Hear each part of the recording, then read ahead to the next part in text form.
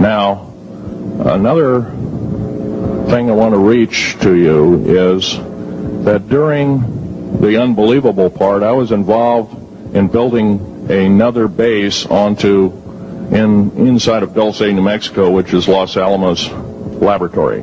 It's a biological laboratory.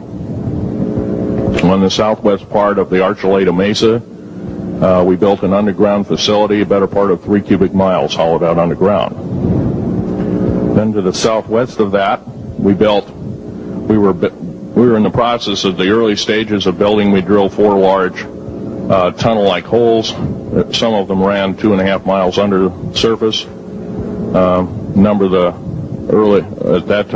the original wells or drilling machines that were used were at the rate of up 2 miles a day. It was fairly rapid. The equipment kept coming up broken. So we wanted to go down and we wanted to send somebody down there, a human observer, or human observers in this case, to find out what was going on. Well, to our total surprise, first of all, the government knew all about it. They didn't tell anybody. When I saw Green Beret and Black Beret people encamped inside of our geologist camp, I knew something was up. The gig was up. First of all, I knew all about the alien agenda. I'll explain that in a few minutes. The large alien grays had been encamped there for as best as believed possible about 400 or 500 years. It had been one of their internal bases. And we'd drilled holes right on top of it. All the stinking air, all the black sooty air came right out as soon as the first hole was sunk, and all this soot came up, and well, that's when all the hell broke loose, really, all started. Anyway, after we drilled all 4 holes, it took about 2 days to drill all 4 of them. And when you build an underground base, you drill 4 basic holes, and then you build called stopes or cross-member holes across, and then you use blasting equipment, special blasting equipment by the analyzation of the rock formation, and you literally blast out or tunnel out or deflagrate or melt rock out to build the large rooms that are required for this underground base. Well, in this process, I was lowered down the basket of one of these holes, and about from me to this elderly woman here in the front was sitting a 7-foot-tall alien gray. The stench was worse than the worst garbage can you can imagine. The person the entity was absolutely horrible. I didn't waste any time. I reached for my pistol. At that time, as an engineer, I didn't have time to carry all the folderol of one of these big submachine guns that all the sea spray and the yellow fruit and all the outer perimeter and inner perimeter security people carried. I carried a little Walther PPK pistol with a 9-shot clip.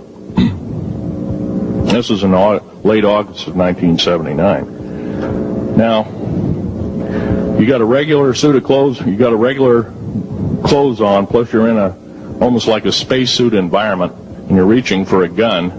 It's not the easiest thing to do, and then to pop a clip in it and start shooting.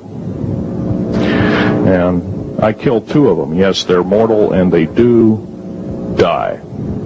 However, in the process, one of them did this. All I remember is that he just kind of waved his hand in front of his chest, and the next thing I know, this blue beam hit me and just literally opened me up like a fish, and burnt my fingers right off of me. And it was some form of electrical force, because the kind of like being hit by a lightning bolt burned all my toenails off of me. Completely crispy crittered my left foot, burnt the shoe right off of me. All I remember is the smoking remains, and I'm still conscious, but in and out of, I didn't remember much. And there was a Green Beret that was right behind me that risked his life. In fact, he died. But he risked his life. He shoved me back in the basket and hit the button and took me up. And I wouldn't be alive talking to you today if it wasn't for him. I'm forever indebted. He lost his life. 66 Secret Service agents, Green Berets, Black Berets, crack troops lost their lives because the government, our United States government, lied did not tell us anything about the alien threat. There's a war underneath there, and I'm talking dead serious. It's been going on since that time. Since late August of 1979, our military, the Russian military, basically the militaries of the world, have been in constant conflict with the outer space alien. The small gray, the large gray, the reptilians, the whole thing. There are 11 distinct races of aliens. 2 are benevolent. 1 had to leave here in a hurry because their world is under attack, both on the surface as well as underground there, the Pleiadians. They're familiar, maybe some of you are familiar with that. Would some of you raise your hands who've heard of Billy Meyer and some of the, very good, about half the group. Well, Billy Meyer is one of these lucky people that they figured, well, he's kind of a simple type, we'll show him everything. Well, these are the benevolent aliens, and they've been here helping us. In fact, I have a picture, let me reach for it here.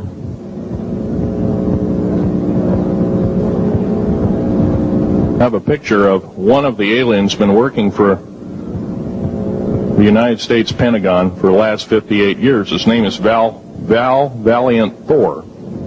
He's right here. There's my father in the background.